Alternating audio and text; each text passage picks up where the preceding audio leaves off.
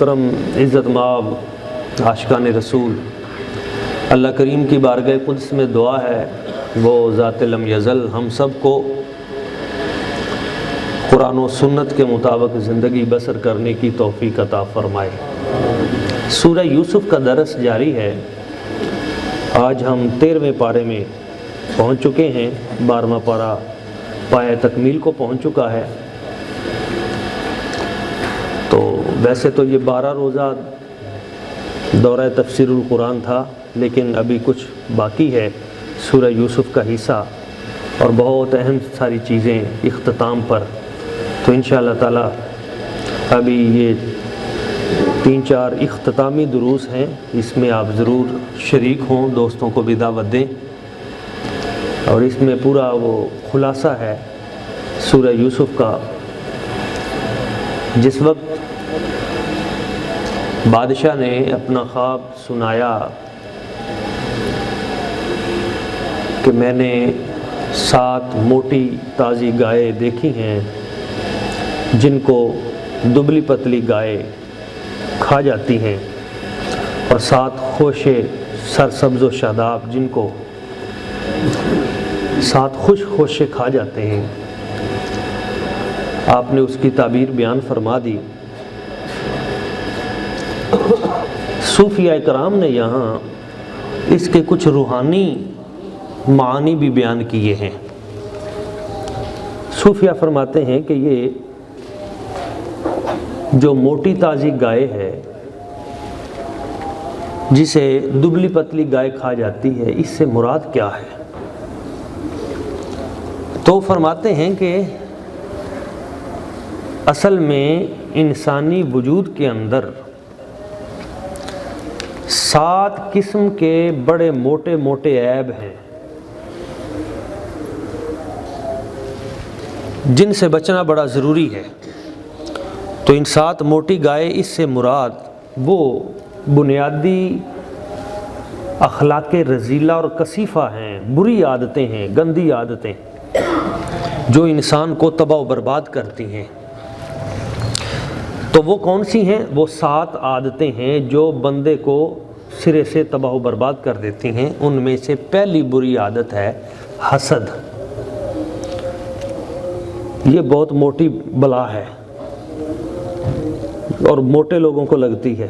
موٹے سے مراد جسم کے موٹے نہیں، یعنی پیسے والے لوگ، دولت مند لوگ، بڑے لوگ، غریبوں میں بھی حسد سے بچیں۔ دوسری جو بیماری ہے جو انسانی نفس کو لاحق ہوتی ہے، وجود کو، دوسری موٹی گائے، اس سے مراد ہے ہرس، دولت کی ہرس، پیسے کی ہرس۔ ہرس کسی بھی چیز کی ہو سکتی ہے، اس سے بچیں۔ تیسری بیماری شہوت نفسانی،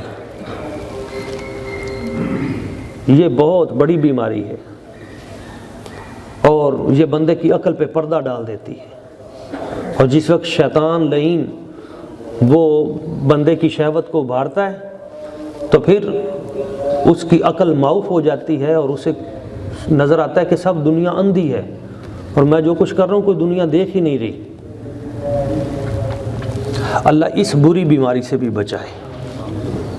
چوتھی جو بری خصلت ہے انسانی وجود میں، خطرناک ترین، وہ لمبی امیدیں۔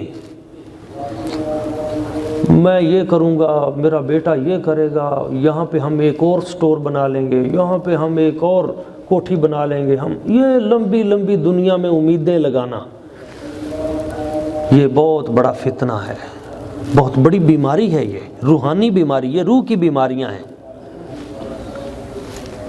اور 5ویں بیماری وسوسہ، ہر وقت وسوسے میں رہنا، ایسا نہ ہو جائے، ایسا نہ ہو جائے، ایسا نہ ہو، کہیں ایسا نہ ہو۔ تو من شر الوسواس الخناس، یہ اندر جو خناس بیٹھا ہے نا، نفس پلید، یہ بندے کو وسوسے بھی ڈالتا ہے۔ او یار چھوڑو یار، نماز کیا، او بعد میں پڑھ لیں گے، او صدقہ و خیرات کیا کرنا، او بعد میں کر لیں گے، او یہ تو ایسے ہی ہے۔ تو یہ نفس جو وسوسے ڈالتا ہے، یہ بہت بڑی بیماری ہے۔ اور چھٹی بیماری ہے ریاکاری، یہ بہت بڑی بلا ہے. میں جو نیکی کروں لوگوں کو پتہ لگنا چاہیے میں بڑا نیک ہوں, میں حاجی ہوں, میں بڑا سخی ہوں, میں جب آتی ہے نا لوگوں کو پتہ چلے, لوگوں کو اظہار ہو, میرے فوٹو آئیں, میری جناب شہرت ہو, میرے اخباروں پہ تذکرے ہوں, میری تصویریں لگیں اور میرے استقبال ہوں, مجھے میرا نام ہو دنیا میں, تو اپنے آپ کو شو کرنا, اپنے عملوں کو اچھا کر کے دکھانا کہ میں نے بڑا کام کیا ہے, میں نے کمال کر دیا ہے, ریاکاری. اور یہ وہ بیماری ہے جو عام لوگوں میں تو ہے ہی, اس میں علماء بھی ملوث ہیں. بندے کو اپنا جو بھی ہے, جو نیکی کا کام بندوں کو نہیں دکھانا چاہیے, یہ صرف رب کو دکھانا چاہیے. رب کو پتہ ہو, بندے کو پتہ ہو. اور 7ویں خطرناک بیماری آخری وہ ہے تکبر, جس نے شیطان کو تباہ و برباد کر دیا تھا. یہ بیماری ہے انسانی وجود کی خطرناک ترین, اس سے بچنا بڑا ضروری ہے. اب ان 7 کا حل بھی عرض کر دوں کہ یہ 7 موٹی جو گائے ہے ان کو 7 دبلی پتلی گائے کھا جاتی ہیں. یعنی ان 7 بڑی بیماریوں کو, ان 7 ایسی اللہ نے چیزیں بنائی ہیں جو بظاہر تو دبلی پتلی نظر آتی ہیں, لیکن ان بڑی بڑی بری خصلتوں کو وہ کھا جاتی ہیں اور بندے کو بچا جاتی ہیں. اب اس ہر بری خصلت کے مقابلے میں کیا چیز ہے؟ وہ اچھی خصلت ہے, حسد ہے. اس بندے سے حسد, اس کی گاڑی بڑی اچھی ہے, اس کی کوٹھی بڑی اچھی ہے, اس کی صورت بڑی اچھی ہے, اس کا عہدہ بڑا اچھا ہے, یہ کیوں ہے؟ یہ کسی طریقے سے تباہ ہو جائے. یہ ہے حسد کہ اس کا کیوں ذکر ہوتا ہے, اس کا کیوں نام ہے, اس کے پاس پیسے, اس کی مکان بڑا اچھا ہے. تو دوسروں کو ہر وقت اس نگاہ سے دیکھنا کہ اللہ کرے یہ تباہ ہو جائے, یہ حسد ہے, بڑی بری بیماری ہے. اس کا علاج کیا ہے؟ اس کا علاج دعا ہے. پتلی سی چیز ہے, پتہ بھی نہیں لگتا, لیکن دعا ہے کہ یا اللہ اس کو اور دے دے.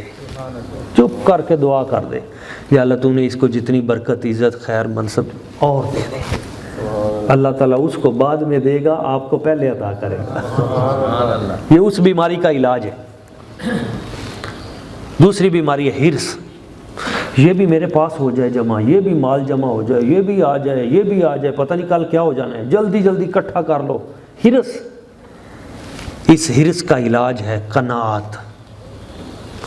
قناعت, اللہ کی ذات پہ توکل, قناعت. تھوڑے پہ رب فرماتا ہے جو میرے دیے ہوئے تھوڑے رزق پر راضی ہو جاتا ہے, میں اس کے تھوڑے عمل پر راضی ہو جاتا ہوں.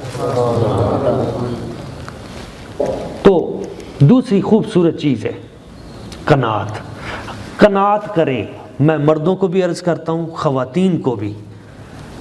مہنگائی کا دور ہے, آگے عید آنے والی ہے. اپنے شوہر کے حالات دیکھیں, اس کی تنخواہ دیکھیں, اس کا نظام دیکھیں کہ وہ کتنا کچھ مینج کر سکتا ہے. اور آپ کو اندازہ ہونا چاہیے کہ یہ اس کی سیلری ہے, یہ حالات ہیں مہنگائی کے, اور میری فرمائشیں بھی اس کے اندر اندر رہنی چاہیے. جب میں اس سے زیادہ کروں گی, یہ چیزیں مجھے چاہیے, وہ تو مجبور ہے کیونکہ اس نے چیزیں لا کے دینی ہیں. ہر بندہ تو باشعور نہیں ہوتا نا. اب پھر وہ ہیرا پھیری کرے گا, پھر وہ رشوت خوری کرے گا, پھر وہ حرام کسی طریقے سے کمائے گا, چوری کرے گا, کسی کو لوٹے گا, کسی کو آپ کی فرمائشوں کو پورا کرنے کے لیے. اور جتنا گناہ اس کو ہوگا اس سے زیادہ آپ گناہگار ہوں گی. تو اس کا حل کیا ہے؟ اس کا حل ہے قناعت, کہ جو میسر ہے اس پہ رب کا شکر کریں. شکر کریں, یا اللہ تیرا شکر ہے, یا اللہ تیرا شکر ہے. اللہ رزق بڑھانے کا کوئی نہ کوئی سبب بنا دے گا, لیکن اس پہ راضی رہیں, اپنے رب پہ بھی راضی رہیں. اور قناعت کریں، اسی پہ صبر کریں، اور اپنی بیٹیوں کو بھی یہ چیزیں سکھائیں، ابھی سے سکھائیں، آنے والے وقت اور تلخ ہیں۔ آپ ہر فرمائش بچوں کی پوری کریں گے، بس بیٹی کی زبان سے نکل گیا میں نے یہ چیز لینی ہے، بس لے کے دینی ہے، جو مرضی ہو جائے۔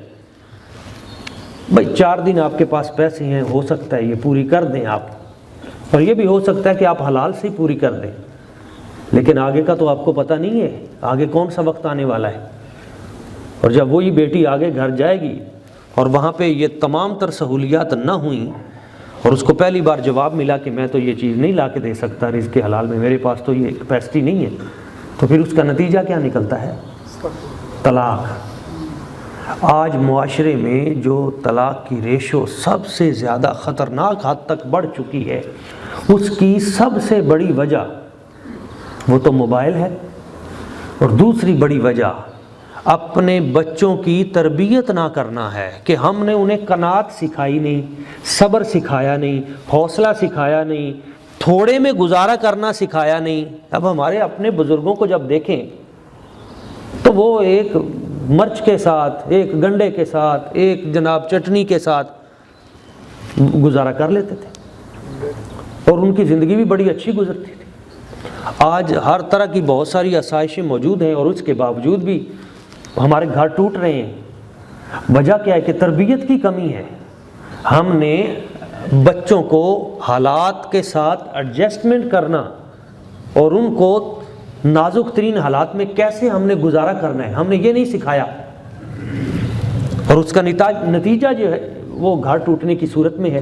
تو قناعت اختیار کریں کہ تھوڑے میں ہم نے گزارا کیسے کرنا ہے، ہوم مینجمنٹ کیسے کرنی ہے، یہ اس وقت کی بہت زبردست ترین ضرورت ہے۔ صبر، استقامت، حوصلہ، جد و جہد، محنت، اور اس کے ساتھ ساتھ قناعت، یعنی یکدم جو کچھ آیا سب لٹا دیا، ایک بار ہی سب خرچ کر دیا، اور پھر پورا مہینہ جو ہے وہ کبھی ادھر سے مانگ رہے ہیں، کبھی ادھر سے مانگ رہے ہیں، کبھی ادھر سے، اور قرض پہ۔ اس کی بجائے الہی نبی پاک صلی اللہ علیہ وآلہ وسلم، حضور کی یاد، حضور کی محبت، اللہ تعالیٰ کی محبت، ان دنیا کی محبتوں سے، شہوتوں سے نکل کر یاد الہی میں آ جائے۔ یاد الہی وہ چیز ہے جو آپ کی اس بیماری کو دور کر دے گی، اور رب جب دیکھتا ہے کہ اس نے اپنے دل میں مجھے جگہ دے دی ہے، غیروں کو نکال دیا ہے، برائیوں کو نکال دیا ہے، شہوتوں کو نکال دیا ہے، تو پھر اللہ تعالیٰ کی ذات اس کے دل کو نور علی نور کر دیتی ہے۔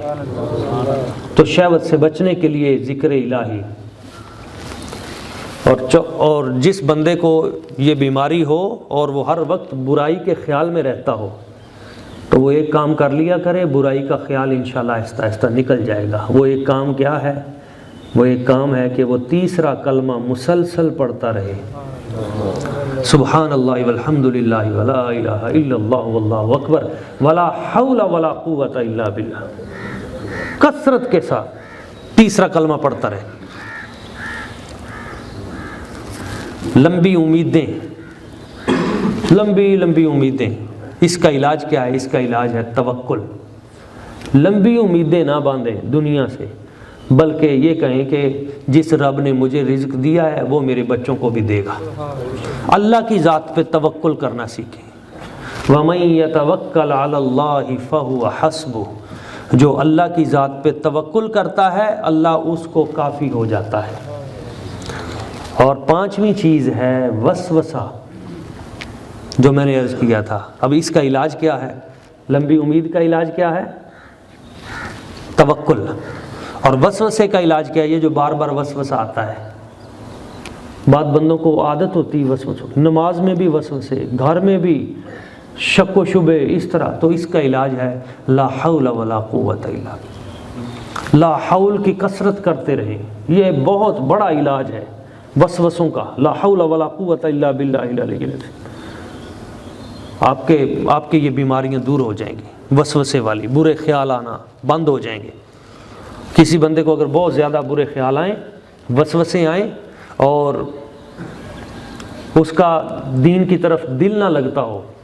کل ایک دوست آئے تھے، کہتے تھے میری تو بالکل نماز ہی چھوٹ گئی ہے، میری توجہ ہی نہیں آتی دین کی طرف، تو اس کا ایک علاج ہے کہ قرآن مجید آپ کھولیں اور اس میں سے سورہ یاسین شریف نکال لیں، اور سورہ یاسین نکال کر روزانہ آپ پڑھتے تو ہیں ہی، پڑھیں بھی، سمجھیں بھی، ترجمہ بھی، سارا کچھ، لیکن میں وسوسوں کا علاج بتا رہا ہوں۔ آپ اس قرآن مجید کی سورہ یاسین کو چومنا شروع کر دیں، چوم کر پھر اسے سونگیں اور لمبے سانس لیں، اور پھر اس سورہ یاسین کو، یہ قرآن مجید کا دل ہے، اس قرآن مجید کے دل کو آپ نکال کر سورہ یاسین شریف کو پھر اپنے دل پہ رکھ لیں، ایسے دل پہ رکھ کے اپنا ناک جو ہے وہ قریب کر لیں، اس قرآن کے دل کو اپنے دل پہ رکھ کے پھر آپ لمبے سانس کھینچیں، تو 2-3 منٹ آپ ایسا کریں۔ یہ ایک ایسا روحانی عمل ہے کہ اس کی برکت سے آپ کے سب وسوسے چلے جائیں گے، اور آپ کا نماز کی طرف، قرآن کی طرف، دین کی طرف خود بخود دل لگ جائے گا، مسجد کی طرف طبیعت آپ کی، کسی کا بلڈ پریشر بہت تیز ہوتا ہو تو وہ بھی یہ عمل کرے، اس سے انسان کی یہ جو انگزائٹی ہے اور یہ بیماریاں یہ بھی کم ہوتی ہیں۔ اور اگلی چیز ہے ریاکاری، اور اس ریاکاری کا علاج کیا ہے کہ لوگوں کو دکھانا، اس کا علاج ہے اخلاص۔ رب سے جب بھی مانگیں دولت اخلاص مانگیں کہ یا اللہ مجھے اخلاص دے، اور جب اخلاص آئے گا ریاکاری بند ہو جائے گی۔ یہ بھی لوگوں کو دکھانا، فوٹو لگانا، لوگوں کو ایک ایک عمل بتانا۔ اب ادھر یہ ہوتا ہے کہ بھئی ایک تھیلا چھوٹا سا آٹے کا دینا ہے کسی غریب کو، تو 10 بندوں کو ساتھ کھڑا کر کے فوٹو لگانا ہے۔ پہلے ہوتا تھا نیکی کر دریا میں ڈال، اب ہے کہ نیکی کر فیس بک پہ ڈال یا سٹیٹس لگا، لوگوں کو پتہ چلے۔ تو اخلاص پیدا کریں اپنے اندر۔ اور 7ویں چیز تکبر، جو موٹی بلا ہے، اس کا علاج کیا ہے؟ عاجزی، انکساری۔ میرا رب فرماتا ہے، حضور نبی پاک صلی اللہ علیہ وسلم نے ارشاد فرمایا، من تواضع للہ رفعہ اللہ، جو اللہ کے لیے اپنے آپ کو جتنا زیادہ جھکا دیتا ہے، رفعہ اللہ، اللہ اسے اتنی بلندی عطا کر دیتا ہے۔ یہ روحانی اس کی تعبیر ہے کہ یہ وہ 7 موٹی گاؤں سے کیا مراد ہے، اور وہ کون سی چیزیں ہیں جو ان کو کھا جاتی ہیں۔ اور ایک چیز اور عرض کر دوں، حضرت جناب سیدنا یوسف علیہ السلام نے اس کے ساتھ کیا کہا کہ بادشاہ کو جب ساری صورتحال بتائی، وہ عورتیں آئیں، انہوں نے آ کے معذرت کی، اور ساتھ انہوں نے یہ بھی وضاحت کر دی کہ حضور ہمارا جو ہے اس میں اتنا نہیں تھا، اور زلیخا نے بھی جس وقت اپنی غلطی کو تسلیم کر لیا، تو حضرت جناب یوسف علیہ السلام آپ نے ساتھ کہا، وما ابرئ نفسی، میں اپنے نفس کو بھی بے قصور نہیں سمجھتا۔ اللہ اکبر۔ حالانکہ یوسف علیہ السلام تو پاک تھے، لیکن آپ نے کہا میں اپنے نفس کو بھی بے قصور نہیں ٹھہراتا۔ ان النفس لامارۃ بالسوء الا ما رحم ربی، بے شک یہ جو نفس ہے نا یہ برائی کا حکم دیتا ہے، الا ما رحم ربی، مگر وہ خوش قسمت جس پہ رب کرم فرما دے، رحم ربی جس پہ اللہ تعالیٰ رحم فرما دے، تو وہی اس نفس کے فتنوں سے بچتا ہے۔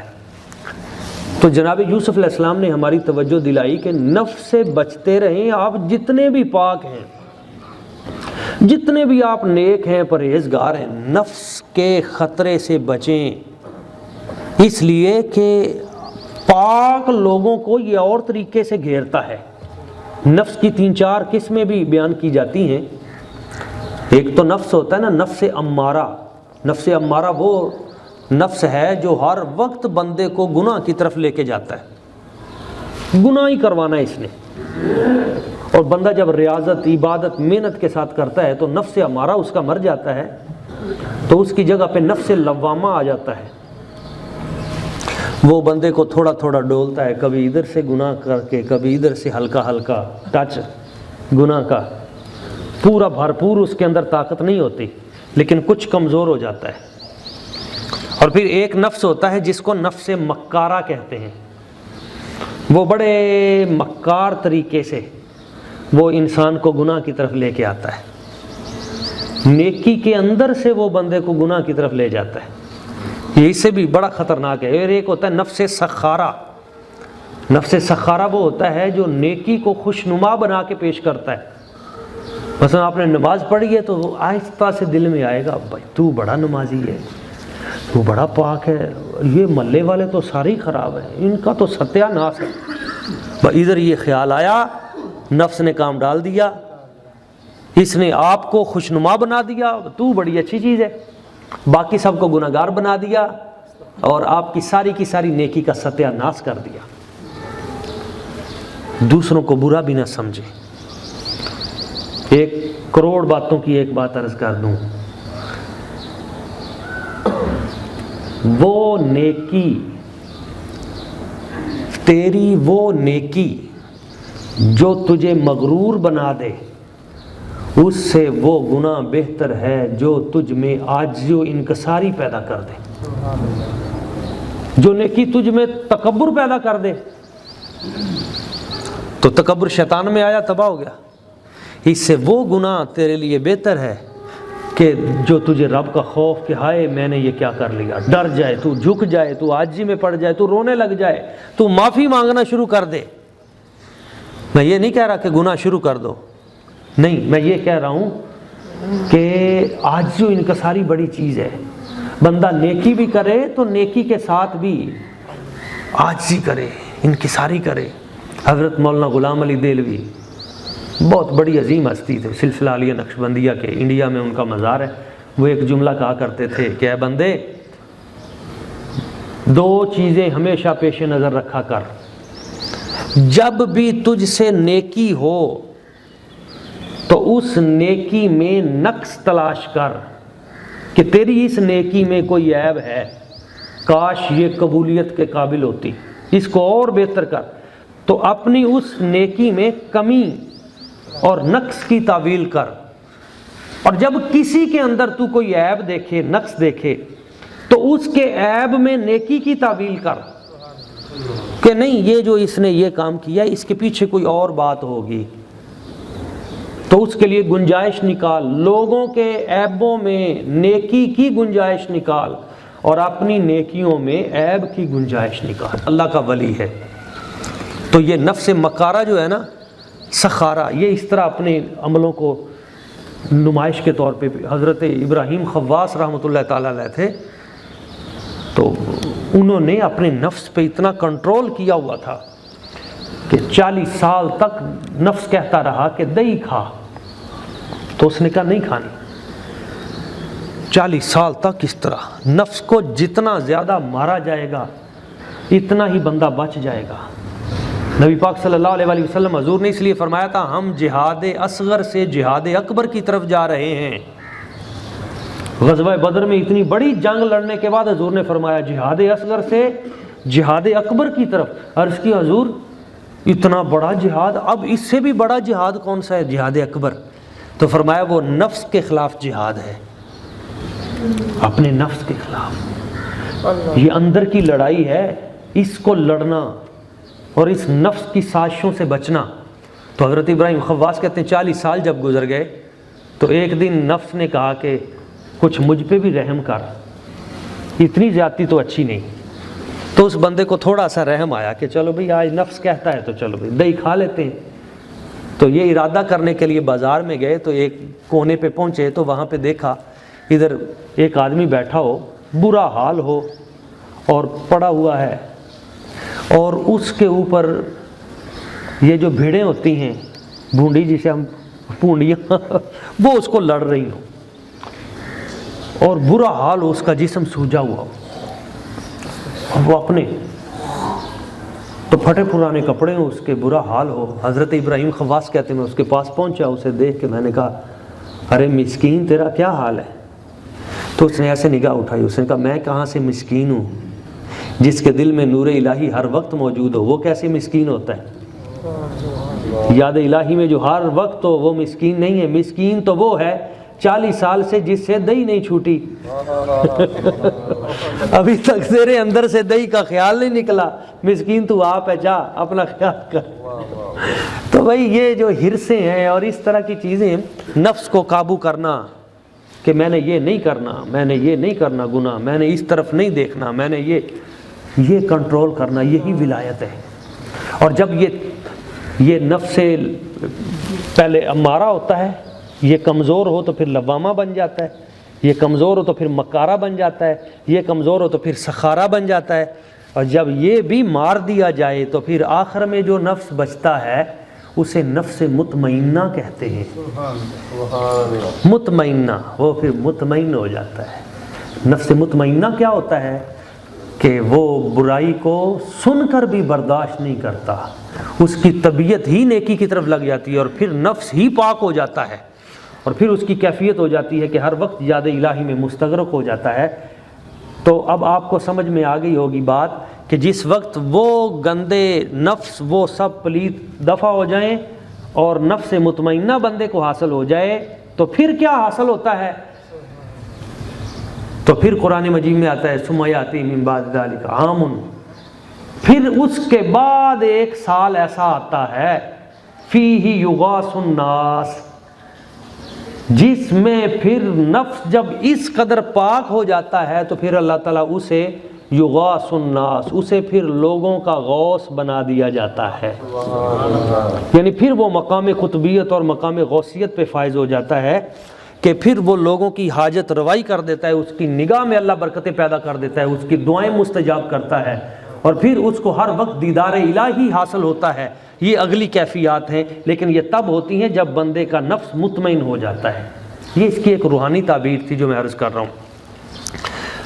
ایک بات کر کے میں اپنی گفتگو سمیٹتا ہوں۔ حضرت جناب سیدنا یوسف علیہ السلام، آپ جب وہاں سے نکلے اور آپ نے نفس کی ان خباستوں کا بھی ذکر کیا، اور پھر بادشاہ سلامت نے آپ کا استقبال کیا، آپ کے رستے سجائے، آپ کو پھر لا کر اپنے تخت پہ بٹھایا، اور تخت پہ بٹھا کے پھر افسوس کا اظہار کیا کہ اتنی عظیم ہستی اور نبیوں کی اولاد اور خود بھی نبی، تو آپ اتنا عرصہ جیل میں رہے اور مجھے پتہ بھی نہ چلا، اور تم عزیز مصر کی وجہ سے جیل میں رہے ہو، کیونکہ عزیز مصر اس کا وزیر تھا نا، بادشاہ وقت کا۔ تو بادشاہ وقت نے پھر عزیز مصر کو اس عہدے سے معزول کر دیا، اور ایک روایت میں ہے کہ عزیز مصر فوت ہو گیا۔ جب وہ فوت ہوا تو اس وقت بادشاہ مصر نے کہا کہ بھائی میں یہ چاہتا ہوں کہ آپ میری مدد کریں حکومت چلانے میں، تو کون سا عہدہ آپ لیں گے؟ تو فرمایا قال اجعلنی علی خزائن الارض، مجھے زمین کے خزانوں کے اوپر کنٹرول دے دو، یعنی فنانس منسٹر، وزیر خزانہ، جتنے خزانے ان پہ مجھے نگران بنا دو، انی حفیظ علیم، میں حفاظت بھی کرنا جانتا ہوں اور میں عالم بھی ہوں۔ اس کا مطلب ہے کہ اگر کوئی کسی منصب کا اہل ہو اور وہ یہ دیکھے کہ یہاں پہ کوئی غلط بندہ آ کے کام خراب نہ کر دے تو اس وقت اس عہدے کے لیے کہنا جائز ہے۔ ویسے عہدہ طلب کرنا کوئی اچھی چیز نہیں ہے اسلام میں، لیکن ایسی صورتحال ہو تو ایسے موقع پہ ملک کی فلاح کے لیے، لوگوں کی فلاح و بہبود کے لیے اس منصب پہ بیٹھنا جائز ہے۔ تو حضرت جناب یوسف علیہ السلام نے فرمایا ایک شرط ہے، میں اس منصب پہ بیٹھوں گا مگر پورے ملک میں پھر حکم میرا چلے گا، اور جو میں چاہوں گا وہ ہوگا۔ تو بادشاہ نے پہلے 1 سال تک آپ کو رکھا اپنے گھر میں، آپ کے انوار و تجلیات کو دیکھا، ایک ایک چیز دیکھی، آپ کی حکمت، علم، بصیرت، سب چیزیں چیک کی، پھر کہا ٹھیک ہے جی آپ کی شرط مجھے مقبول ہے، میں بھی آپ کی تابع داری کروں گا اور میرا تخت بھی آپ کے حوالے، پورا نظام اب چلائیں اور بتائیں اب کیا کرنا ہے۔ تو آپ نے فرمایا پیچھے ٹائم تھوڑا ہے، یہ 7 سال ابتدائی ہیں، 1 سال گزر چکا ہے، تو ان سالوں کے اندر اندر ہم نے اتنی تیاری کر لینی ہے کہ اگلے 7 سال جو قحط کے ہیں ان میں مخلوق خدا کو پریشانی نہ ہو۔ تو کہا بھائی تم نے کرنا ہے، تو فرمایا ٹھیک ہے پھر سائڈ پہ ہو جاؤ۔ حجرے میں بٹھایا، آپ تخت پہ آئے، اور تخت پہ آتے ہی پھر آپ نے نظام بدل دیا۔ دین جب تخت پہ آتا ہے نظام خود بخود بدل جاتا ہے۔ حضرت یوسف علیہ السلام تشریف لائے، اور آپ نے ان 7 سالوں میں کیا کیا؟ آپ نے اب 2-3 چیزیں یہ خاص غور والی ہیں۔ آپ نے آتے ہی نئے شہر آباد کیے، شہری آبادی۔ پھر آپ نے یوں کیا کہ بڑے بڑے گودام بنائے، اور ایک گودام ان کا 150 میل لمبا ہوتا تھا، 150 میل لمبا، اور اس میں 4000 کمرے ہوتے تھے، بڑے ہال، اور ان ہالوں کے اوپر آپ نے افراد متعین کیے، بھئی یہ کیوں اتنے بڑے ہال بنائے جا رہے ہیں؟ تو 7 آپ نے اس طرح کے گودام بنائے، اور اسی دوران آپ نے جتنی زرعی زمینیں بے کاشت تھیں، خالی پڑی ہوئی تھیں، آپ نے کہا کہ جو 1 ایکڑ 2 ایکڑ 1 مربع اتنی زمین کو کاشت کرے گا اتنے پیسے اس کو ملیں گے، اور جتنے اس کے لوازمات ہیں وہ بھی حکومت دے گی۔ تو آپ نے جو لوگ تھے بے روزگار ان کو فوری طور پہ کام پہ لگا دیا، صحرا آباد کرنے شروع کر دیے، کتنی نہریں آپ نے بنوا دی تیزی کے ساتھ، کھال اس میں بنوا دیے۔ وہ زمینیں جو بے آباد تھیں، بنجر تھیں، اچھا بہت سارے علاقے ایسے تھے جہاں پہ پانی پہنچتا ہی نہیں تھا، تو حضرت یوسف علیہ السلام وہاں پہنچے، اور وہاں جا کے آپ نے کہا تم کام شروع کرو، پانی نہیں ہے، پانی ابھی آ جائے گا۔ تو وہاں جا کے آپ سجدے میں جاتے تھے، عرض کرتے تھے یا اللہ یہاں بھی بارش برسا دے، تو وہاں بارشیں شروع ہو جاتی تھی۔ بادشاہ وقت جب رب کی بارگاہ میں جھکتا ہے، پورے ملک سے زیادہ اللہ تعالیٰ اس ایک بندے کے سجدے کو اہمیت دیتا ہے کہ اس نے نظام چلانا ہے، یہ جھک گیا ہے، یہ مانگ رہا ہے، چل اس کو دے دے۔ اور جب بادشاہ وقت سارے امریکہ کے سامنے جھکے ہوں، اسرائیل کے سامنے جھکے ہوں، یہود و نصارہ ان کے سامنے جھکے ہوئے ہوں، تو پھر اللہ تعالیٰ جلال میں آتا ہے کہ یہ میرے غیر کے سامنے جھکے ہیں، ان سے مدد مانگ رہے ہیں جا کے چند ٹکوں کی خاطر، کبھی کسی پہ کبھی کسی پہ، اور سب لوٹ کے ملک کو تباہ و برباد کر رہے ہیں، پھر اللہ برکتیں نازل نہیں فرماتا۔ تو جہاں آپ دعا کرتے تھے وہاں اور فصلیں، تو سب سے پہلے تو آپ نے زمینوں کو کاشت کیا۔ آج بھی ضرورت ہی ثمر کی ہے کہ اللہ تعالیٰ کوئی سایہ مثل یوسف ہمیں عطا کر دے۔ یہ ہماری لاکھوں کروڑوں ایکڑ زمین پڑی ہے، بنجر ویران، اور اتنی اچھی اعلیٰ زمینیں ہیں، کاش ان کو کوئی آباد کرنے والا آئے۔ حضرت یوسف علیہ السلام کا وارث، اور ان کروڑوں ایکڑ جو زمین فضول پڑی ہوئی ہے، یہ بارشوں کا پانی، اتنا پانی یہاں صحراؤں میں کھڑا تھا، سارے کا سارا ضائع ہو گیا۔ آپ نے حضرت یوسف علیہ السلام نے چھوٹے چھوٹے ڈیم بنوائے مختلف علاقوں میں پانی کو محفوظ کرنے کے لیے۔ اور پھر آپ نے کیا کہا، آپ نے ایک اور کام کیا اس مختصر عرصے میں، آپ نے جتنے زمیندار تھے ان کے اوپر ایک لگان لگایا کہ بھائی حکومت ہم تمہارے ساتھ تعاون کریں گے، لیکن تم نے ایک کام کرنا ہے کہ اپنی زمین میں سے عشر ہمیں دینا ہے، 5واں حصہ ہمیں دینا ہے، ہم آپ سے خریدیں گے، وقت آئے گا تو آپ کو دیں گے۔ تو آپ نے ان سے وہ فصل خریدنی شروع کر دی، اور پہلے سال ہی جب آپ نے ابتدا کی تو ابتدا میں ہی وہ آپ کا پورا گودام بھر گیا۔ اب آپ نے حکم ساتھ یہ دیا تھا، جو میں نے پہلے بھی ایک موقع پہ عرض کر دیا تھا آپ کو، کہ دانے کو اسی سٹے کے اندر رکھنا ہے اور اسی طرح کاٹ کے۔ تو اس میں حکمت کیا تھی؟ 2 حکمتیں تھیں۔ ایک تو دانے کی عمر لمبی ہو جائے گی، اسے دیمک نہیں لگے گی۔ دوسرا یہ ہے کہ جانوروں کا بھی آپ کو خیال تھا کہ کل کو بارشیں تو ہونی نہیں، قحط پڑ جائے گا، ان جانوروں کا کیا بنے گا؟ تو اس وقت یہ دانے نکال کر جو باقی ہوگا، وہ توڑی وغیرہ وہ سارا وہ جانوروں کے لیے استعمال ہوگا۔ تو اس طرح آپ ڈھیروں کے ڈھیر لگاتے گئے، ان کے اوپر بندے متعین کرتے گئے، پھر آپ نے دیہاتوں میں بندے مقرر کر دیے کہ جو فصلیں لے کے آئیں، اور ہر جگہ پہ جب آپ نے بندے متعین کیے تو آپ نے انہیں چیک کر کے ایماندار لوگ آپ نے متعین کیے۔ اچھے لوگوں کو اپوائنٹ کرنا یہ حکومت کی ذمہ داری ہے، نیک لوگوں کو متعین کرنا۔ اور یہ سورہ یوسف کا درس ہے، اور آج اس ملک کا سب سے بڑا مسئلہ یہ ہے کہ کرپٹ عناصر، دین دشمن عناصر اور اسلام بیزار عناصر وہ ملک کے اوپر مسلط ہو گئے، جو سود کو حلال سمجھتے ہیں، رشوت کو اپنا حق سمجھتے ہیں، چوری ڈکیتی اور ظلم و ستم اس کو ایک رواج سمجھتے ہیں، اور جس کے نتیجے میں ہمارے معاشرے میں یہ ابتری اور یہ تباہی و بربادی آئی ہوئی ہے۔ اور ایک شخص اوپر آ جائے نیک صالح، پورے کا پورا معاشرہ ٹھیک ہو سکتا ہے۔ یہ دیکھیں نا، یہ ٹینکی ہے پانی والی، ٹینکی میں پانی گندا ہو، نیچے ٹوٹیاں ہم سونے کی لگا دیں، پانی صاف آئے گا یا گندا آئے گا؟ یہ پارلیمنٹ جو ہے نا، اس میں گند ہوگا تو اس کا سارا جو نتیجہ ہے وہ پوری قوم کو بھگتنا پڑے گا۔ اچھے لوگوں کا انتخاب کر کے نیک لوگ جب اس جگہ پہ جائیں گے تو اس کے اثرات پھر نیچے تک آئیں گے۔ تو میں اپنی گفتگو سمیٹتے ہوئے یہ حضرت جناب یوسف علیہ السلام، اللہ نے آپ کو اتنی برکت دی تھی کہ بادشاہ وقت نے جب آپ کو چیک کیا نا باتیں کرتے ہوئے، تو وہ بادشاہ قابل آدمی تھا، 70 زبانیں جانتا تھا اور 70 زبانوں میں وہ کلام کرتا تھا۔ تو جس زبان میں بھی وہ کلام کرتا تھا حضرت جناب یوسف علیہ السلام اس سے اسی بولی میں گفتگو شروع کر دیتے تھے۔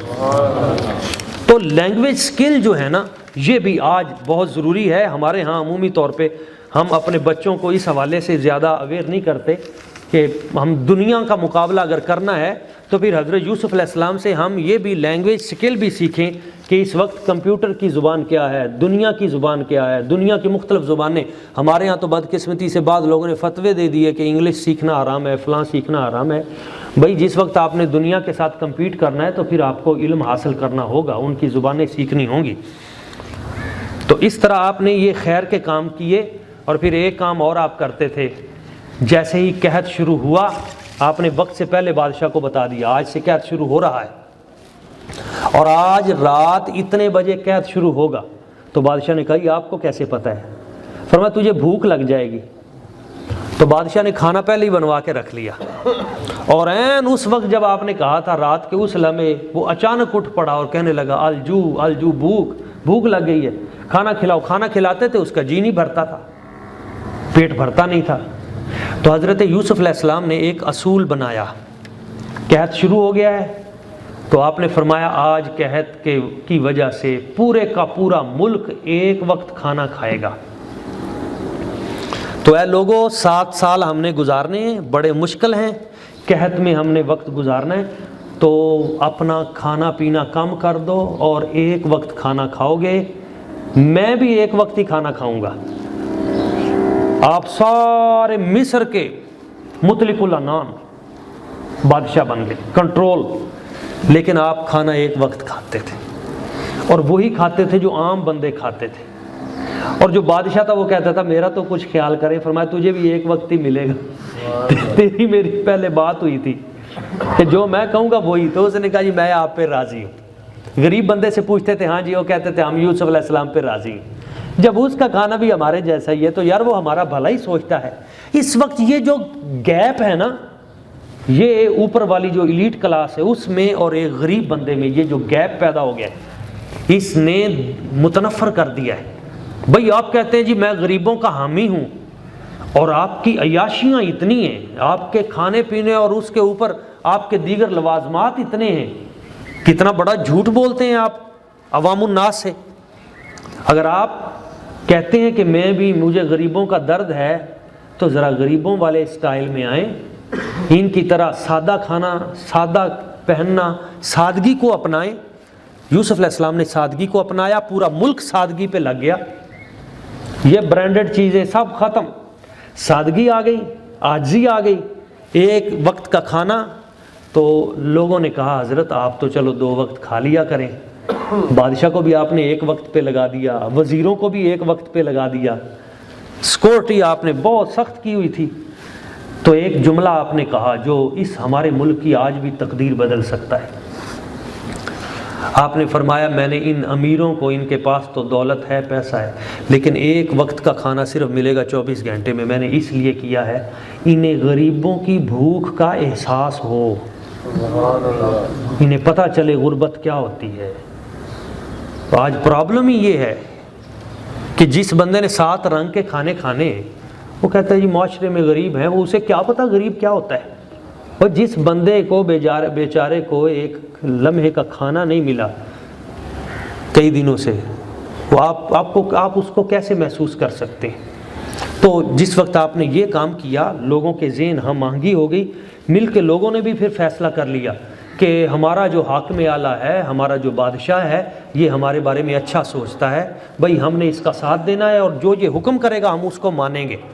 پورا ملک پھر نیکی کے راستے پہ لگ گیا اور ایک وقت کا کھانا، اور پھر حتیٰ کہ یہ ہوا وقت آیا کہ حالات لوگوں کے خراب ہوئے اور پھر انہوں نے جو ان کے پاس زیورات تھے سونا چاندی وہ آپ کے پاس لا کے کہا کہ دانے دے دیں.